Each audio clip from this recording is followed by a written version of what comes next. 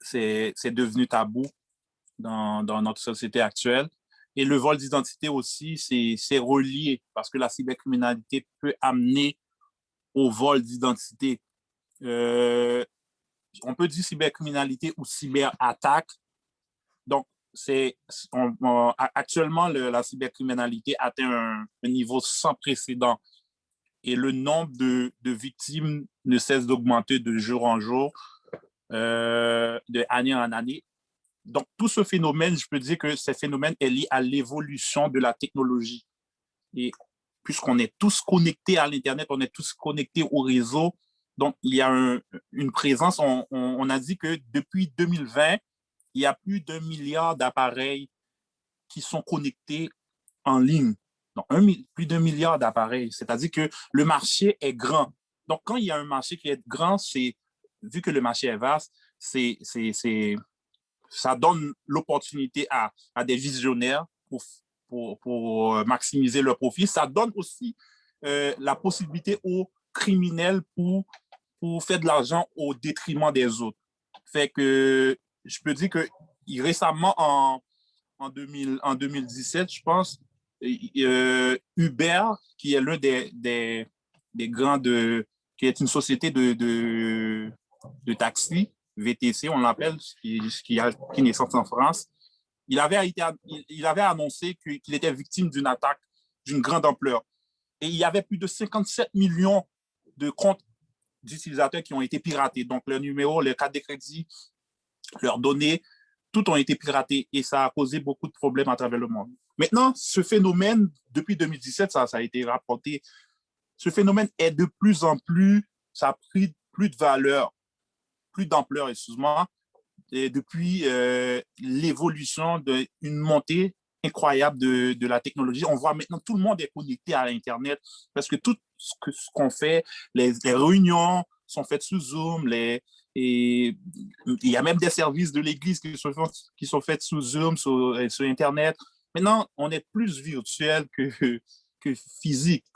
Fait, donc, ça donne là, comme je dis, ça prépare un chemin pour les criminels, malheureusement. Euh, Est-ce que parmi vous, je sais qu'il y a parmi vous qui a déjà entendu parler du vol de données chez Desjardins. Okay? Chez Desjardins, Capital One aussi, Facebook.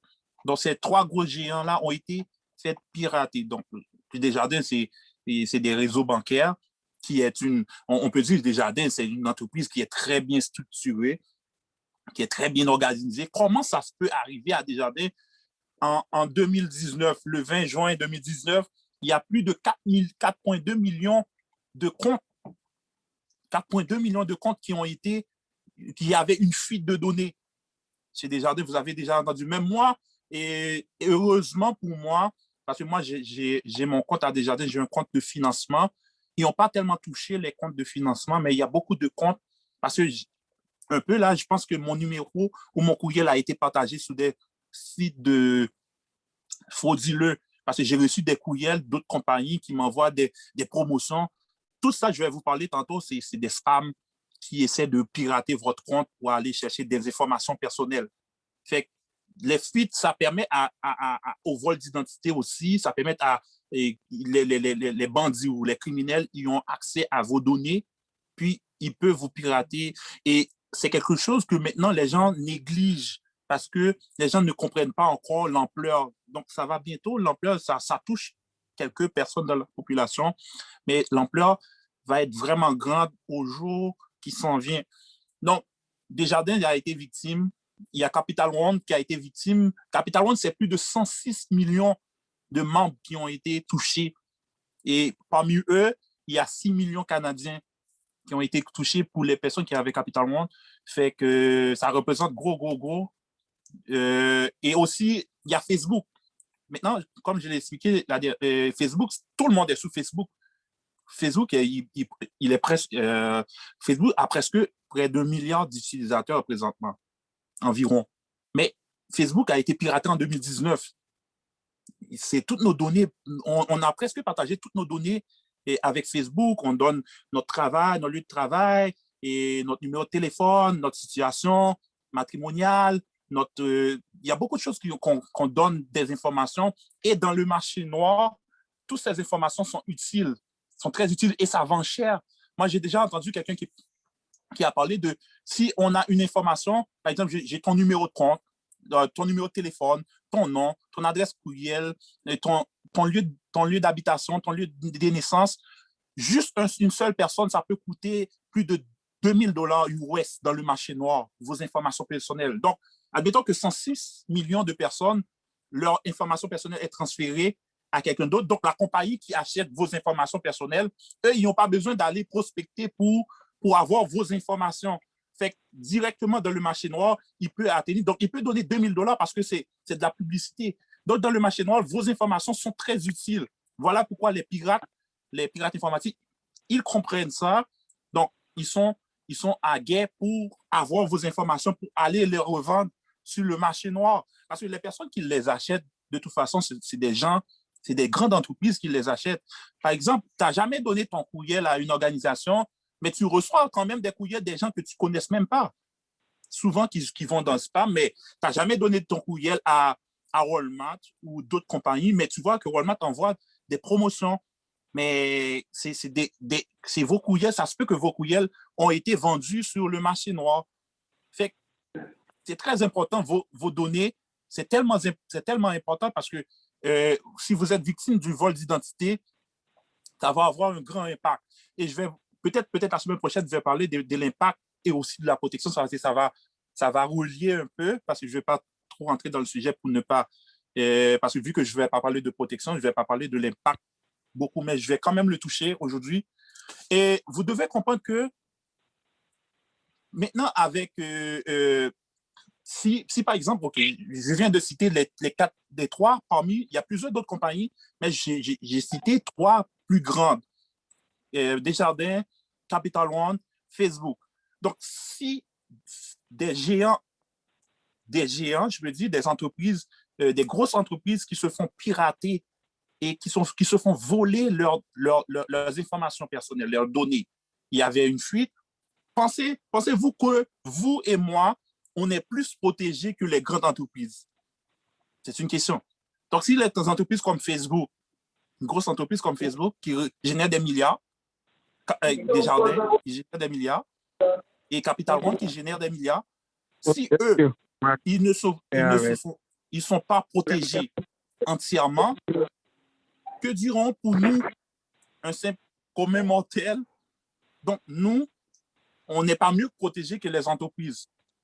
Mais je peux vous dire qu'aujourd'hui, il existe des moyens pour nous protéger. Donc, c'est ça le but. Je vais vous parler des moyens maintenant. Avant, non.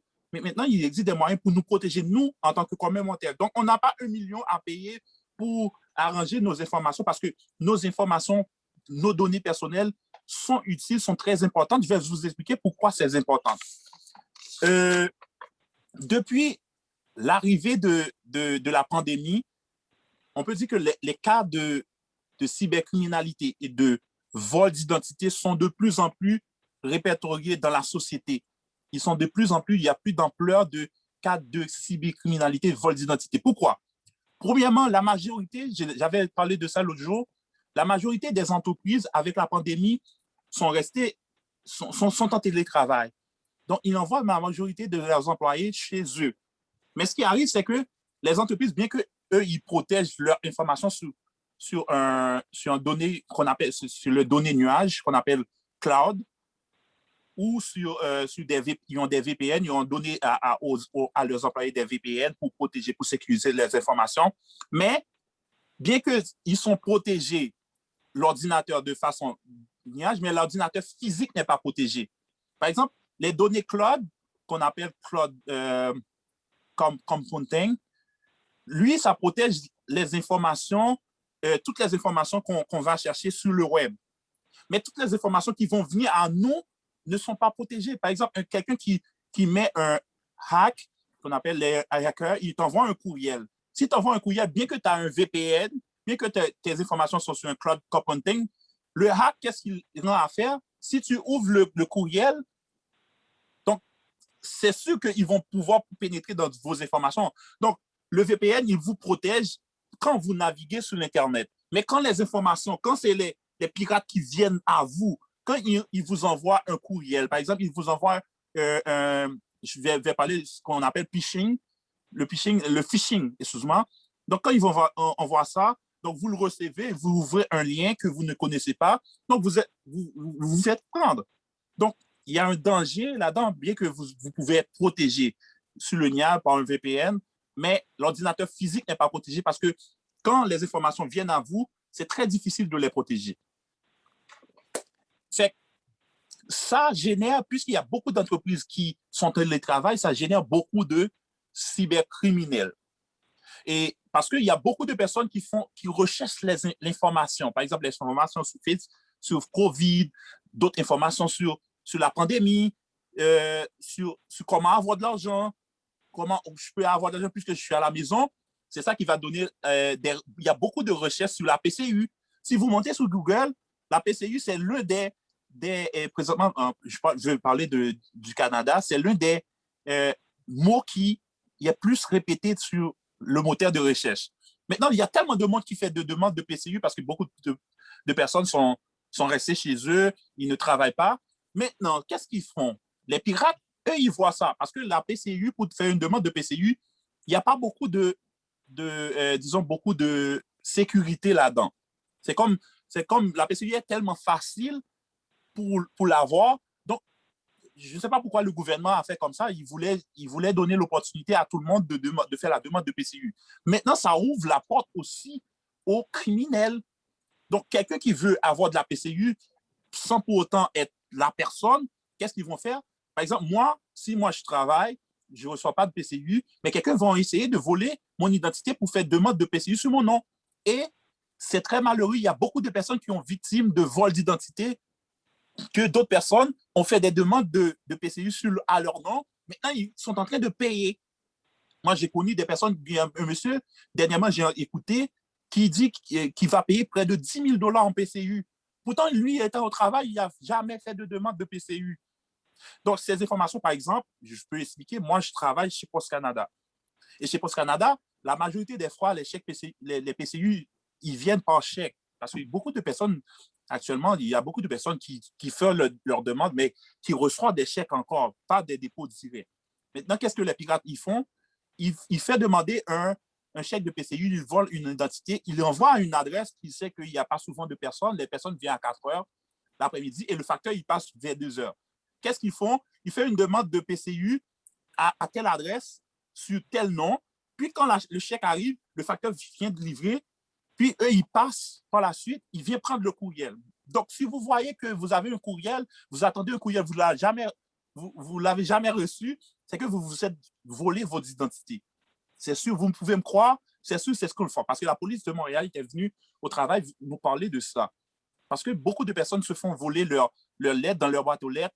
Maintenant, les gens cherchent des cartes de crédit, des fois ils cherchent des cartes qui ont vos informations personnelles. Parce que quand ils ont vos informations personnelles, ils peuvent faire des demandes que vous n'êtes même pas à la base de cette demande, mais la personne, il a fait la demande à votre nom.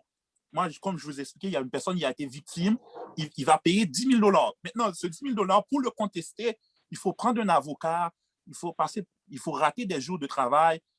Il y a tellement de choses qu'on pourrait éviter si on avait une protection même si on vole notre identité, il y a quelque chose qui peut tout échouer au début, mais il existe cette protection-là présentement. Et c'est ça qu'on va parler peut-être la semaine prochaine. Et pour finir, presque avec le vol d'identité, comme je vous ai expliqué, d'ici 2025, on aura ce qu'on appelle l'identité numérique. Donc, toutes nos informations vont être numérisées.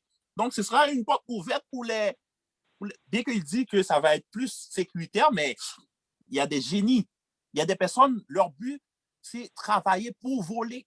Il y a des génies, des gens qui ont étudié en génie informatique, qui sont majorité des grands pirates, la majorité des gens qui font la cybercriminalité, ce sont des génies. Je vous ai mis une vidéo l'autre jour, c'est des ingénieurs en informatique, c'est eux qui créent on peut dire des hacks, qui créent du cheval de Troie pour vous attaquer dans votre ordinateur pour recueillir ces informations personnelles.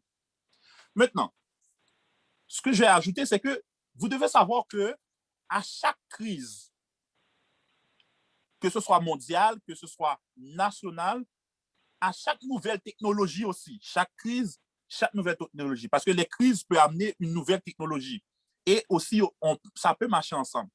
À chaque crise ou à chaque nouvelle technologie, il y a 4 groupes de personnes qui se forment. Il y a 4 groupes de personnes qui se forment dans la société. Je répète, chaque technologie, chaque nouvelle technologie, chaque crise qu'il y a dans le monde, on a 4 groupes de personnes. Premièrement, le premier groupe de personnes, ce sont les profiteurs ou les criminels. Qu'est-ce qu'ils font?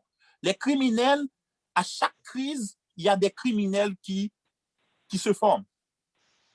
Les criminels, ils surveillent la faille des gens, parce que dans la crise, tout le monde est dans la peur, tout le monde est dans la panique. Aussi, dans les nouvelles technologies, on ne sait pas encore la nouvelle technologie, mais les profiteurs, eux, ils sont très bien informés, ils sont allés informer, ils savent quelle faille, ils savent l'ignorance des gens. Qu'est-ce qu'ils font? Ils essayaient de faire de l'argent au détriment des autres. Ça, c'est les profiteurs. Premier groupe de personnes quand il y a des crises ou quand il y a une nouvelle technologie, ce sont les profiteurs ou les criminels. Deuxième type de personnes, deuxième groupe de personnes qu'il y a quand il y a une crise ou quand il y a ou quand il y a une nouvelle technologie, ce sont les visionnaires. Des gens comme moi, des gens comme vous, quand il y a ce type d'information qui se partage, il y a les visionnaires, qu'est-ce qu'ils font? Ils essaient de chercher l'information. Ils n'ignorent pas l'information.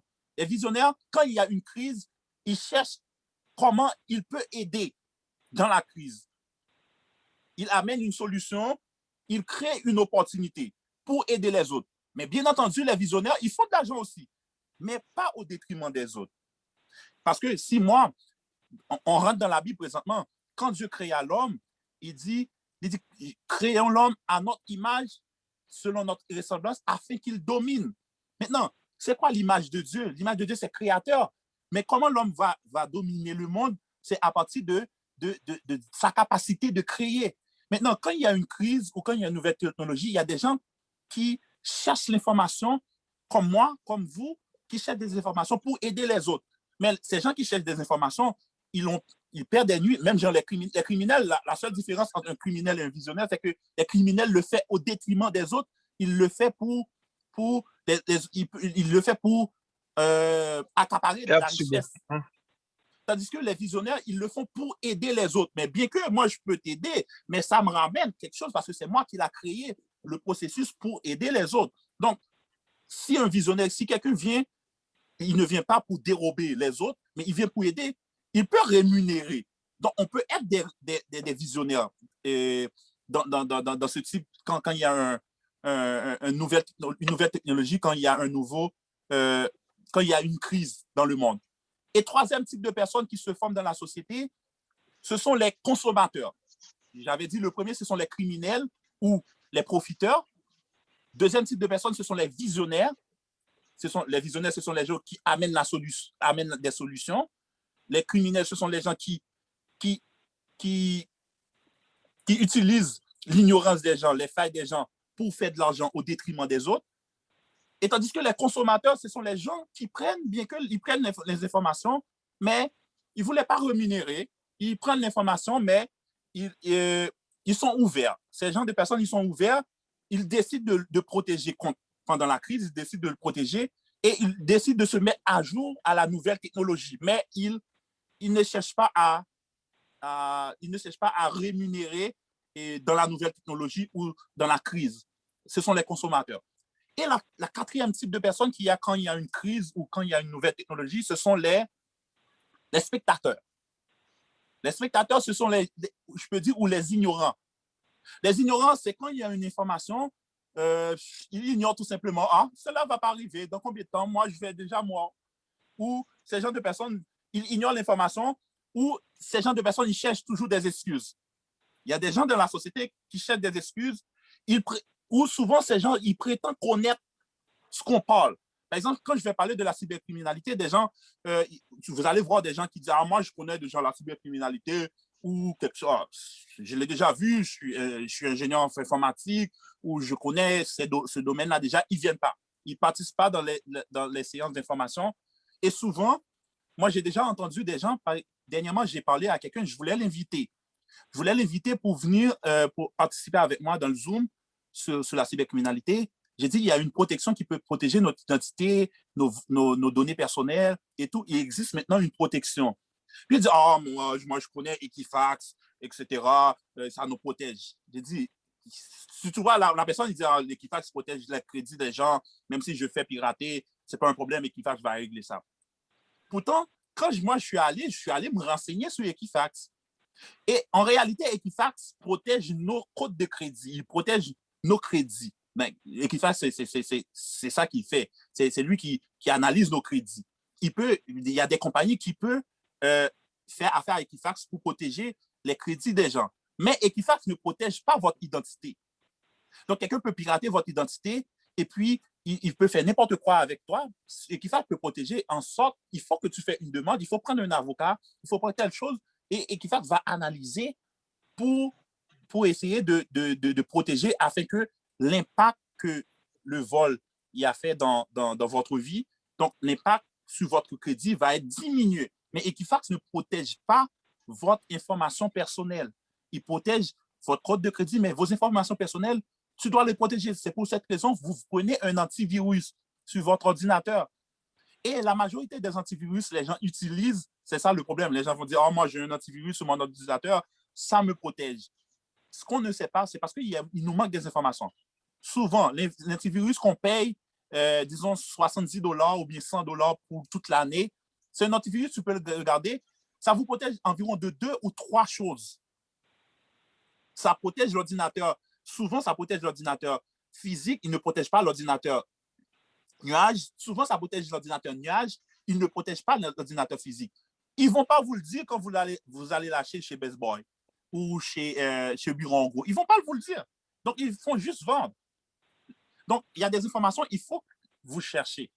Donc, moi, souvent, surtout dans notre communauté, on peut le voir, surtout dans le monde évangélique, où les Haïtiens, les Noirs surtout, ce n'est pas une façon pour discréditer ou minimiser les Noirs.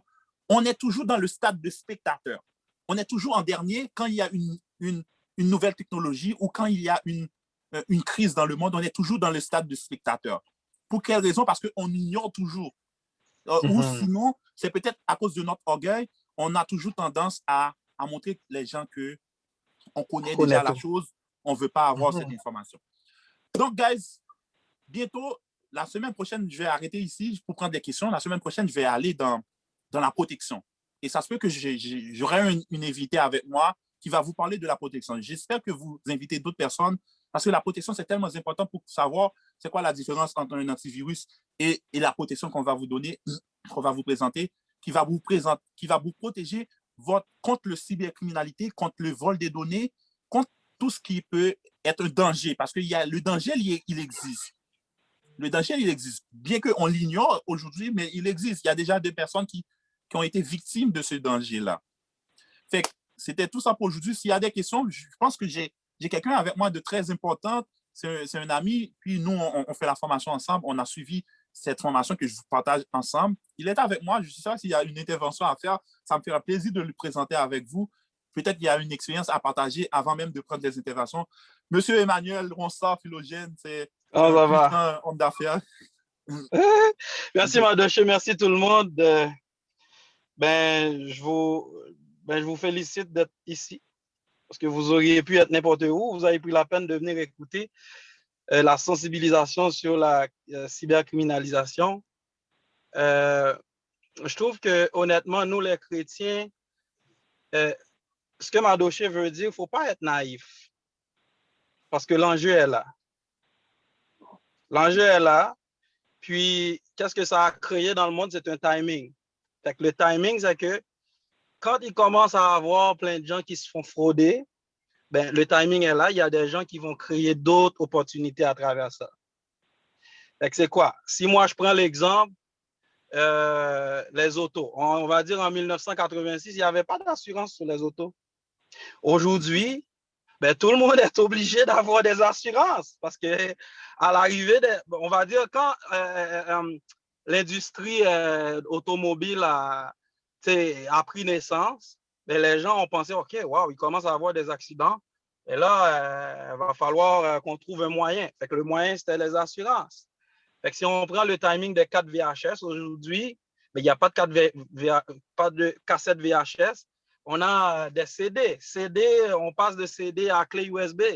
C'est juste pour vous dire que c'est un timing. Vous n'aurez pas le choix.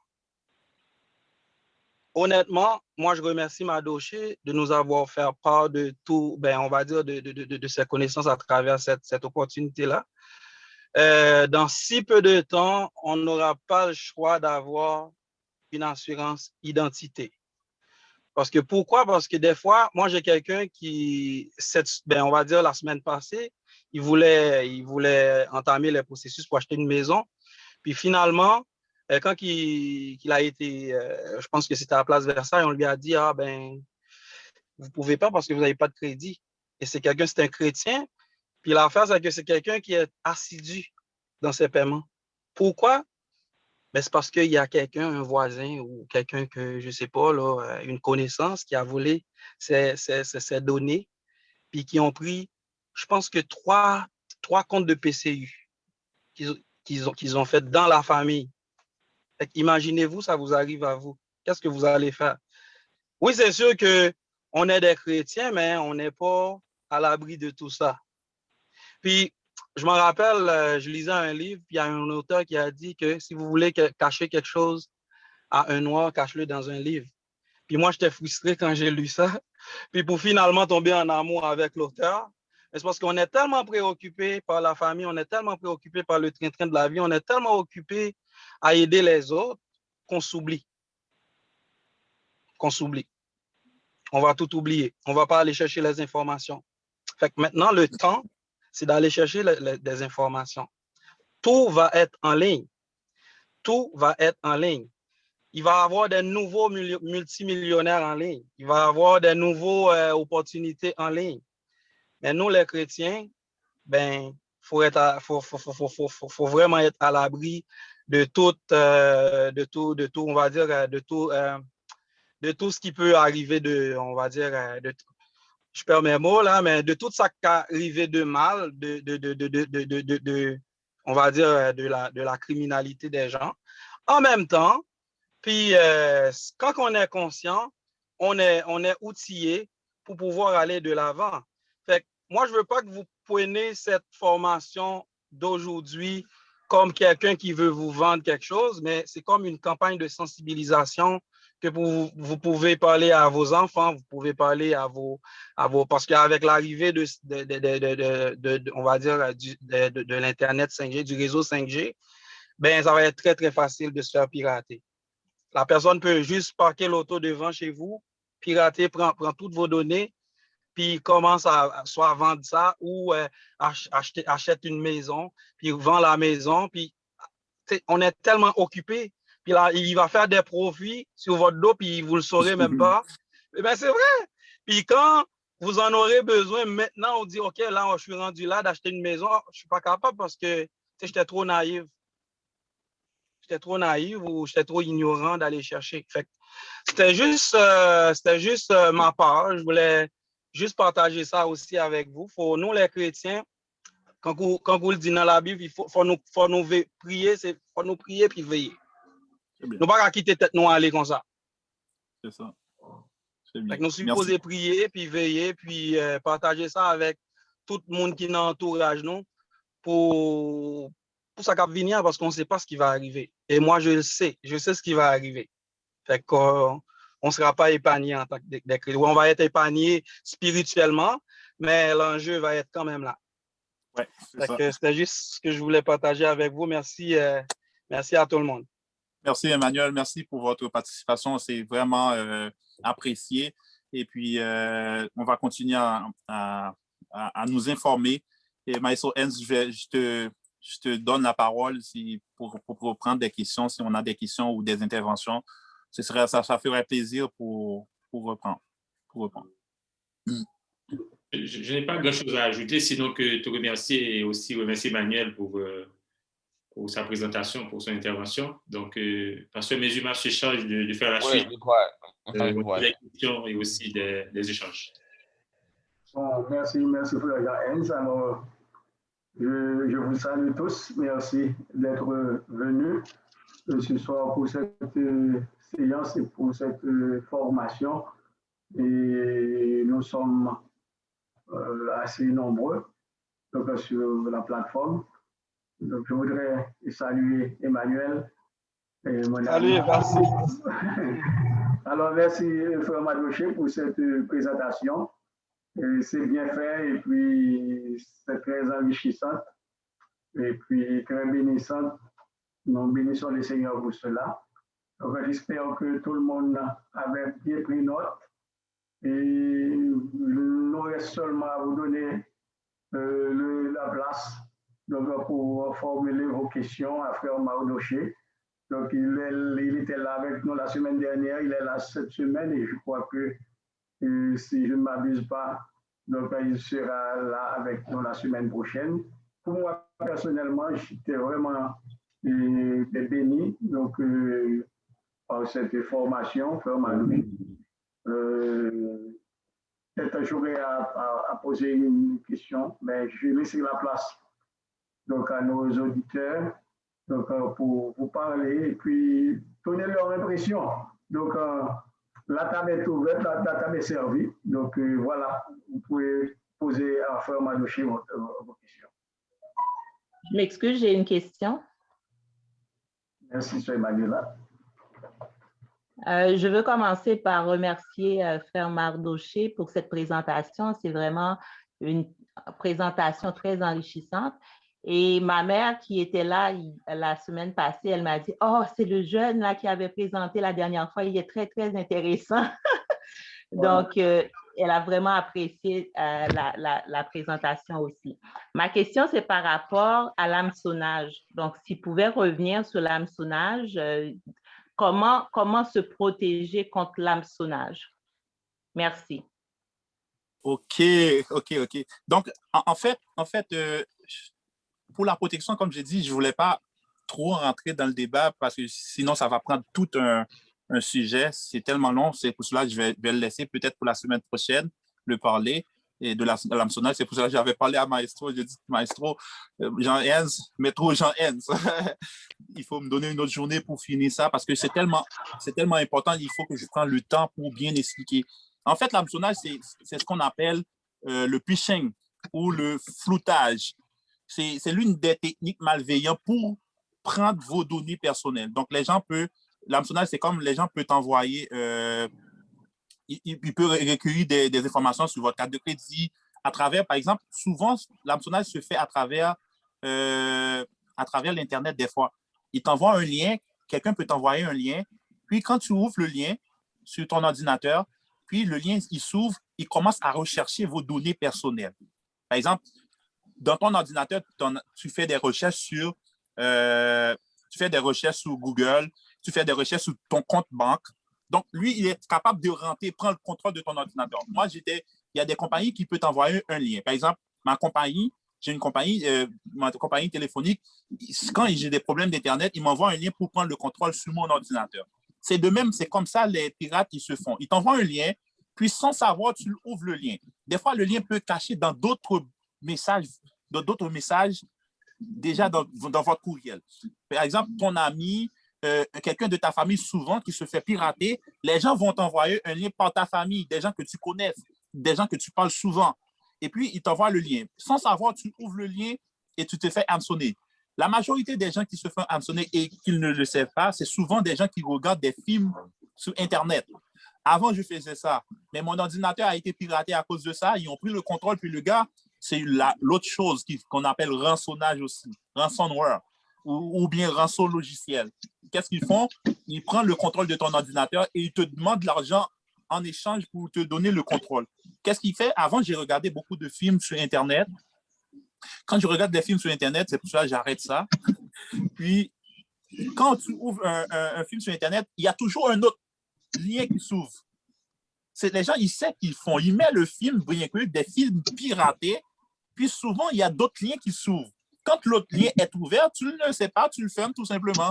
Mais pourtant, ça c'est installé dans ton ordinateur, il commence à chercher des informations. C'est ça. Il cherche des informations personnelles et tu commences à recevoir des courriels, des promotions, des publicités sur ton courriel, puis beaucoup de choses que tu ne sais pas. Il y a des applications qui montent sur ton téléphone. C'est toutes des façons des pirates. Maintenant, il faut surveiller les applications qui montent, les informations qui montent. Pour la protection, comme je vous ai dit, j'espère que vous serez là la semaine prochaine. Ça va être très amusant et ça va être très passionnant aussi quand je vais vous parler de la protection de tout ça.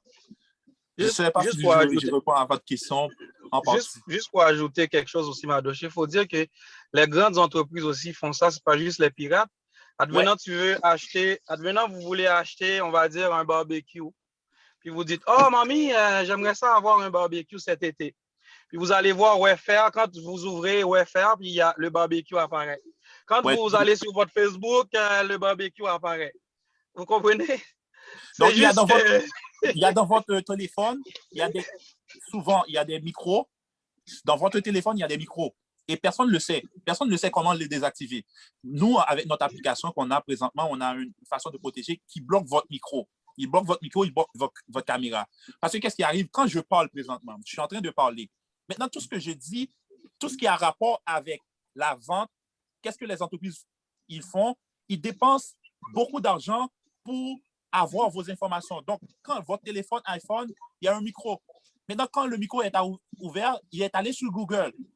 Par exemple, j'ai commencé à parler de barbecue, comme Emmanuel dit, et puis je ouvre Google, je ouvre Facebook. La première chose que je vois, c'est un barbecue. Donc, c'est de la publicité. Fait que les gens, et ce n'est pas juste les pirates, les grandes entreprises dépensent beaucoup d'argent pour faire leur marketing. Et vos informations personnelles, quand vous parlez des choses à la maison, on ne le sait pas. Nous, en chrétien, on dit, souvent, on ignore tout. Mais pourtant, les faits sont là. Jésus n'est pas encore revenu. On est dans le monde. Il dit, on est dans le monde, même si on n'est pas du monde, mais on doit vivre dans le monde. Il faut qu'on travaille, il faut qu'on mange. Donc, il faut qu'on se protège. On achète une maison, on prend une assurance. On prend une assurance de vie parce qu'on vit. Donc, on ne peut pas juste dire que Dieu nous protège, on n'a pas d'assurance, on n'a rien.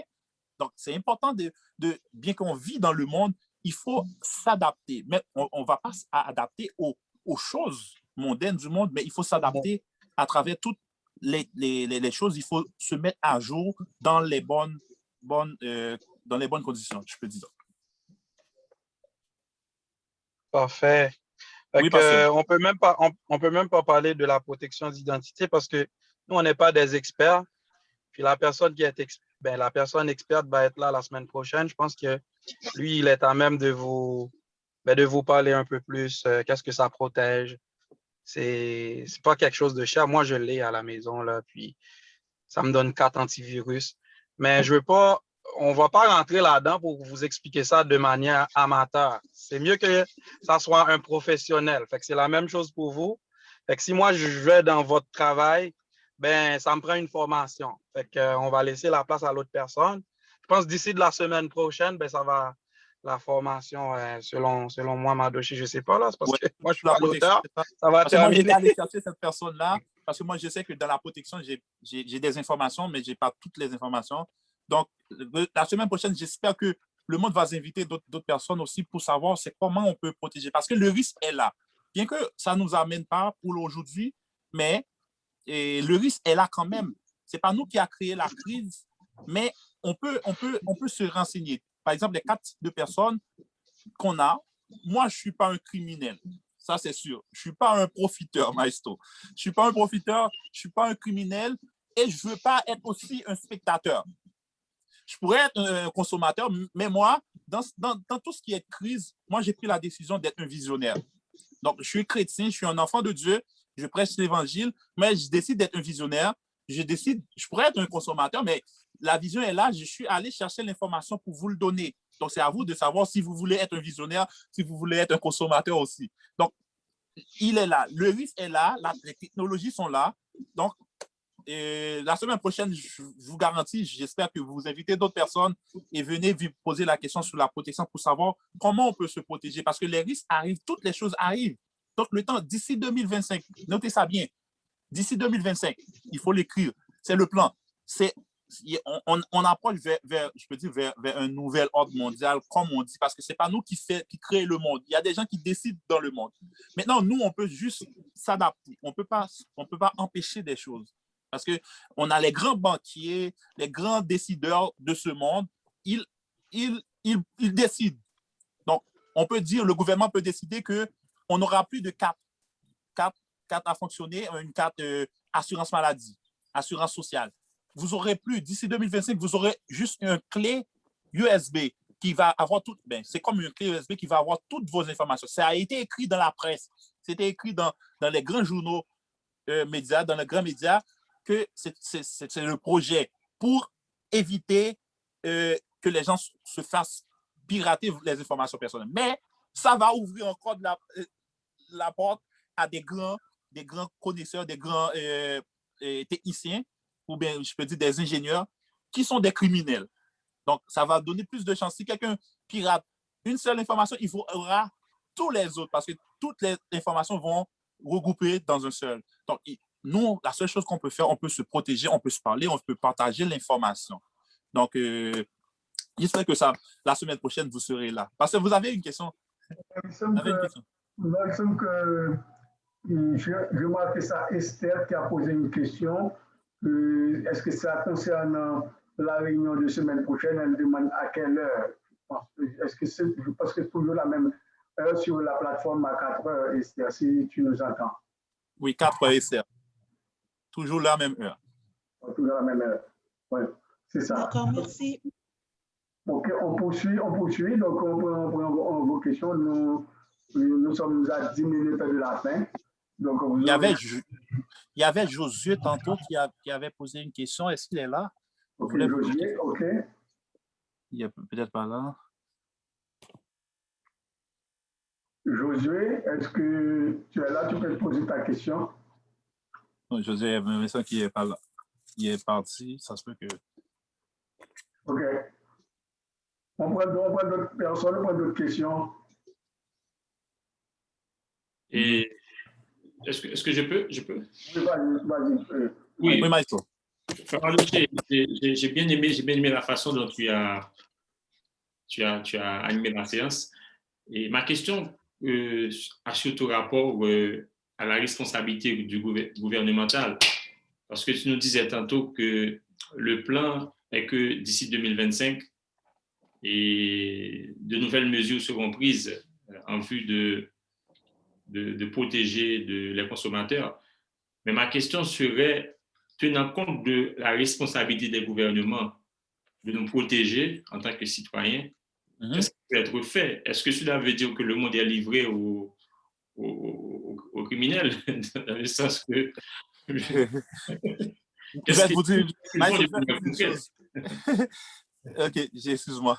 Ouais, Maestro, je vais vous dire une chose. Vous connaissez Revenu Canada. Revenu Canada est une instance gouvernementale. Equifax, c'est aussi gouvernemental. Revenu Canada, l'année passée, a été piraté. Ils ne disent pas ça dans les médias. Moi, je le sais. Revenu Canada a été piraté. Equifax, qui est aussi gouvernemental, qui occupe de notre crédit, ont été piratés. Donc, personne n'est à l'abri. Parce que ce qui arrive dans le monde, c'est de même que on avait l'État islamique. Les cybercriminels sont l'État islamique du web. Et c'est très difficile. On peut arrêter la personne qui a piraté Capital One. Vous savez quoi? La personne, c'était je pense, un Anglais. Il était un étudiant, soit à Oxford ou à Harvard. Lui, ce gars-là, il a été arrêté près de 5 fois. Je pense 5 fois ou 2 fois. Je vais chercher l'information, je vais peut-être vous le partager, mais je pense que c'est plus 5 fois. Il a été arrêté par FBI. Il a été arrêté déjà, puis on l'a relâché. Puis, lui, il a volé 106 millions. Les informations de 106 millions. Vous voyez, Capital One, qui est le 5e mondial en termes de carte de crédit, 5e mondial Capital One, qui a traversé le monde, juste en Corée du Sud, seulement il y a plus de 80% des gens en Corée du Sud qui ont été piratés. Donc, maintenant, la question, c'est que est-ce que les gens essaient de se protéger? Est-ce qu'on est tous à l'abri? Non. Est-ce que le monde est livré aux pirates? Donc maintenant, chaque personne cherche à se protéger. Parce que c'est c'est le nouvel fléau. C'est ça que je voulais que vous preniez conscience. C'est le nouvel fléau parce que, veut ou veut pas, on est tous virtuels présentement. Regarde notre réunion avant, on allait à l'église. Maintenant, on peut rester ici, chez nous, dans notre confort, et on est tous branchés. Donc, tout ce qui va passer dans le monde, la télétravail, même l'école. Maintenant, l'université, vous voyez comment il fonctionne maintenant. L'école, c'est à la maison, la majorité des cas. Donc, l'université, c'est à la maison. Donc, ça peut rester comme ça. Pensez-y, ça peut rester comme ça parce que tout changement dans le monde, c'est très difficile. Mais au début que les gens commencent à habituer, ça fait 1 an qu'on est chez nous. Ça fait 1 an qu'on est. Donc, il veut qu'on s'habitue avec une nouvelle façon de vivre. Donc, nous, on se fait que s'adapter. Donc, la réalité est là. Donc, il y a des visionnaires, comme je vous ai dit, qui essaient de créer des choses pour améliorer. Je n'ai pas dit que c'est 100%. Vraiment, ça va vous améliorer. Même à 98%, ça va vous protéger. Ça va vous protéger quand même. Il y a des visionnaires qui pensent pour la protection des gens. C'est de même. Aussi, il y a des pirates qui pensent pour faire de l'argent au détriment des gens. Est-ce que j'ai répondu à toutes vos questions, Marisol? Mardoché, il fallait juste expliquer aussi que le gouvernement, lui, la seule chose qu'il va dire, c'est que votre identité, c'est une entité personnelle et que maintenant, vous devez prendre une assurance pour protéger votre identité. C'est ce que le gouvernement il va dire. Parce que lui, il va mettre une structure en place pour que tout va être en ligne, tout va être transféré en ligne. Ça va être la structure du gouvernement. OK? Après, notre responsabilité, ça va être de prendre une assurance qui va coûter peut-être 10 piastres, 15 piastres. Vous allez voir, il y a plein de compagnies d'assurance qui vont apparaître et vous allez protéger vos identités. Puis, pourquoi que le gouvernement, lui, pourquoi la nouvelle ordre mondiale? Mais c'est à cause de la pollution atmosphérique. Trop d'autos, trop de gens sur la planète, trop de surconsommation. Fait que là, maintenant, la planète est en train de s'effondrer. Les gens ils ont été sensibilisés pendant des années à ça. Boum! Maintenant, l'arrivée du coronavirus qui va tout changer le monde. Fait que moi, selon moi, c'est la réponse que je peux vous donner par rapport à votre question. Oui, c'est même pour terminer, Maïso, c'est de même pour une maison. Donc, le gouvernement, il protège s'il y a un feu, c'est pas le gouvernement qui va vous protéger. Ça se peut que s'il y a un problème qui est lié au gouvernement, donc s'il y a votre voiture aussi, bien qu'il y a la SAQ qui protège la circulation si vous avez un accident quand même, mais c'est votre assureur d'auto qui va vous protéger. Le gouvernement peut vous protéger dans une partie, mais en réalité, c'est vous qui allez chercher votre assureur. Donc, c'est vous qui va vous protéger vous-même, pas le gouvernement. Il va faire son maximum ou son minimum aussi. Donc, le reste, c'est à vous de le faire. Merci. Pas de souci, Maïso. Poursuivons, il nous reste 5 minutes. Yes. Est-ce qu'il y a une autre personne qui veut intervenir? J'aurais une autre question. Par rapport à la caméra, j'aimerais savoir, donc tous les ordinateurs sont dotés de caméras. Alors, sachant qu'on peut être espionné, est-ce que c'est vraiment, en tout cas, il faudrait vraiment bloquer la caméra à chaque fois qu'on utilise notre ordinateur? Mais, excuse-moi, je vais dire ça tout de suite. Excuse-moi de couper. Même si votre ordinateur est fermé, votre caméra est active. OK. Vous comprenez? Donc, maintenant, avant, on ne pouvait pas le faire parce que la caméra est intégrée dans l'ordinateur. Maintenant, avec le succès qu'on va parler bientôt, quand vous mettez cette application, il y a un antivirus maintenant qui bloque de caméras, qui bloque les micros. Donc, de façon, si vous voulez les débloquer, il le bloque quand vous n'êtes pas en activité. Par exemple, quand un pirate est en train de vous espionner, parce que j'ai ça aussi, je n'ai pas parlé de ça parce que le temps me faisait la guerre. Les pirates aussi, ils font de l'espionnage. Donc, j'ai mis une vidéo, vous avez vu la semaine passée, j'avais passé une vidéo où quelqu'un était à côté de la maison d'une personne, puis il est en train de pirater la maison au complet avec les caméras installées, parce que les caméras fonctionnent à l'Internet. ils regardent à travers l'ordinateur, à travers les téléphones pour le micro, à travers l'ordinateur pour regarder tout ce que les gens ont acheté. Donc, c'est un risque énorme. On se fait espionner, on ne le sait pas. Dernièrement, j'avais expliqué qu'il y avait quelqu'un, un ami à moi, un pasteur, et son compte WhatsApp a été piraté, puis quelqu'un est en train de... Ça se peut, parce qu'il m'a expliqué que quelqu'un qui était venu le parler, il a refusé, mais la personne a partagé une vidéo insensée, une vidéo pornographique sur sa page. Donc, on appelle ça aussi atteinte à l'image. Donc, les pirates peuvent atteindre à votre image, une façon pour vous d'acquérir de l'argent. Il dit, moi, je vais faire telle chose. Par exemple, il peut rentrer dans votre téléphone. Ça se peut dans votre téléphone, vous prenez des photos intimes de votre famille, de votre femme, de toi. Donc, si quelqu'un a accès avec votre ordinateur et vous avez des photos intimes, donc, il y a toute façon pour que les gens vont essayer pour faire de l'argent. Donc, c'est à nous de nous protéger. Et comme je vous ai dit, ça donne accès présentement à toutes les pirates parce que tout le monde est sur Internet. Donc, il y a des millions, des milliards qui se génèrent dans le monde, dans le dark web ou bien dans le vol d'identité. Donc, Maestro, je ne sais pas si vous avez une dernière chose. Moi, je finis. J'ai fini. Donc, sinon, s'il y a une possibilité la semaine prochaine, on attend tout le monde. Les gens invitent des gens, on va parler de... Juste avant de terminer, on va mettre... Je pense que j'ai une vidéo qui... Si vous avez un vieux téléphone cellulaire à la maison, là, je vais vous envoyer une vidéo qui montre... Ben, je vais vous expliquer les processus. Vous allez voir avec l'ancien téléphone que vous avez, vous pourriez voir tout ce qui se passe à la maison, même si vous êtes à l'extérieur. Tout. Le téléphone peut être fermé là. Le vieux téléphone peut être fermé, mais vous allez tout voir. Tout voir à la maison pendant que, on va dire que vous soyez au travail, à l'église, ben, vous pourriez voir avec votre vieux cellulaire qui est à la maison. C'est tellement rendu malade maintenant, là, c'est vraiment écœurant, comme disent les Québécois. Là, c'est fou, là, la technologie d'aujourd'hui. OK, donc on va partager cette vidéo-là bientôt.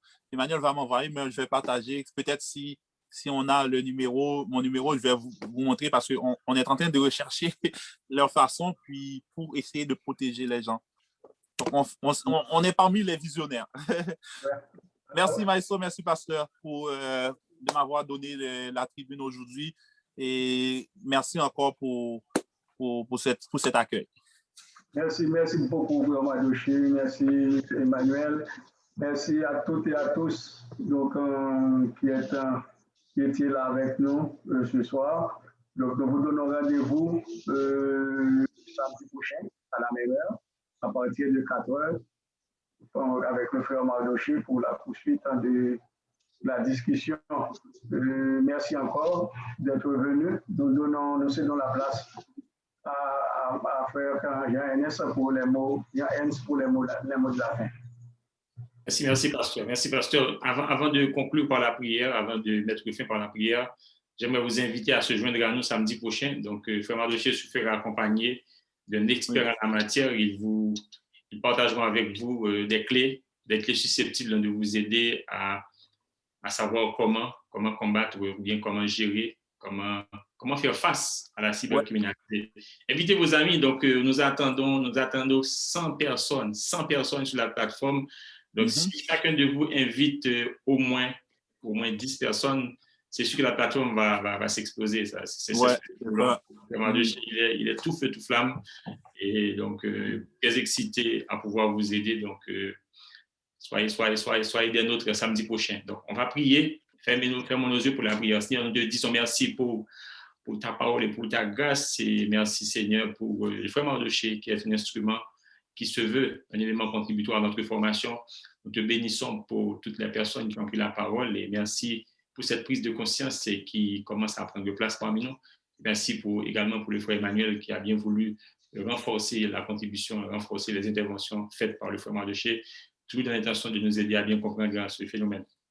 Nous te prions de nous assister, permet que nous soyons vigilants par rapport à tous ces problèmes auxquels fait face le monde. Permet aussi, Seigneur, que nous soyons proactifs au lieu d'être réactifs. Et permet aussi que nous fassions, Seigneur, appel aux experts pour nous aider quand nous en avons grandement besoin. Sois avec nous et bénis-nous. C'est la prière pour nous au nom de Jésus qui vit au siècle des siècles. Amen. Amen. Amen. Merci, frère Mardoché. Merci, frère Emmanuel, pour Puis en passant,